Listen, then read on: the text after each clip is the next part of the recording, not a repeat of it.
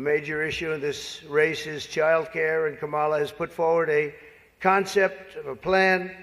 A lot of people don't like it. The only piece of advice I would have for her in the event that she wins would be not to let her husband, Doug, anywhere near the nannies. Just keep them away. That's a nasty one. That's nasty. I told these idiots that gave me this stuff, that's too tough. Oh, I did. You know, they told me the last time I did this, I was running against Crooked Hillary. Donald Trump attended the Al Smith dinner, sat in a room packed to the brim with Democrats. He took the stage, got up on the microphone, and relentlessly roasted Kamala Harris. And what did this room filled with Democrats do? They laughed their asses off. They laughed hysterically and uncontrollably, just bursting out with laughter at all of Donald Trump's jokes. Meanwhile, Kamala Harris was too scared to attend this event. But all of her fellow Democrats that are campaigning for her to become president, they were all in that room. And they were all laughing right along with Donald Trump. Laughing at each and every joke that he cracked about Tim Walz and Kamala Harris. And this, folks, is a perfect representation of what politics really is. You know, they'll spew this about each other. They'll spew these lies about each other. They'll attack each other. But at the end of the day, after the country is divided by these politicians, they all sit down and they have dinner together. The same people who are acting like Donald Trump is such a threat to democracy. We're so scared of Donald Trump and what he may do. He's so dangerous. Those same people that are whipping the American public up into a frenzy about Donald Trump, they have no problem sitting shoulder to shoulder with him at these fancy dinners. They have no problem sitting there laughing at his jokes, eating nice steak dinners with him, and then the next day they wake up and then they demonize Trump again. It's like a revolving door. It all starts all over again. But your main takeaway from this should be that the very people who demonize Trump and pretend like he's so dangerous have no problem being in the same room with him. They're not running away afraid of Donald Trump.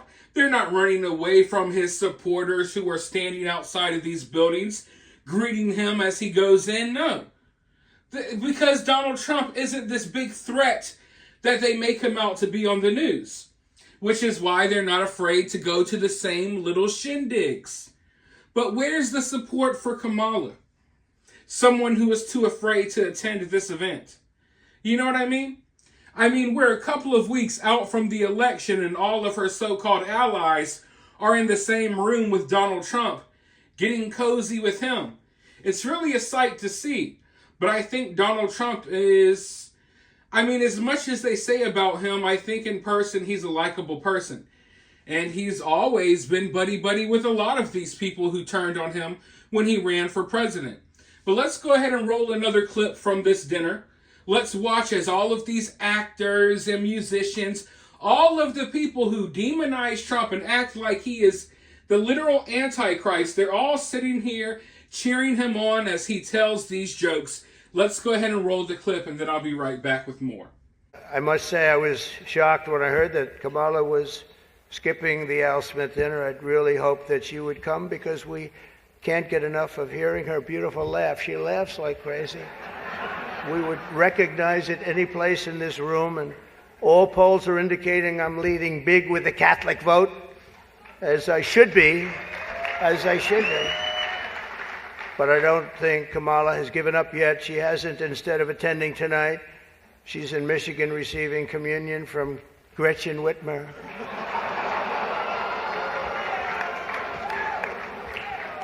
That's not a pretty sight. I don't know, folks. It doesn't look like these people really believe that Donald Trump is the threat that they make him out to be. It doesn't look like Donald Trump is the big bad dictator that they pretend that he is. You know, they compare this guy to the bad guys from World War II. They compare this guy to evil dictators throughout the history of the world. Yet here they are. And if you look into this crowd, I urge you all, do a little bit of research. Look at some of the people that are in the crowd at this dinner. Some of these people have the most extreme cases of TDS, Trump derangement syndrome, that you've ever seen when you come across them on social media. Yet, hey, right here, not necessarily behind closed doors, but kind of behind closed doors, they have no problem going to the same dinners. They don't really hate Donald Trump as much as they pretend to online. It's really weird. It's really weird. But other than that, the main takeaway from this should be that Kamala Harris was not capable of attending this event.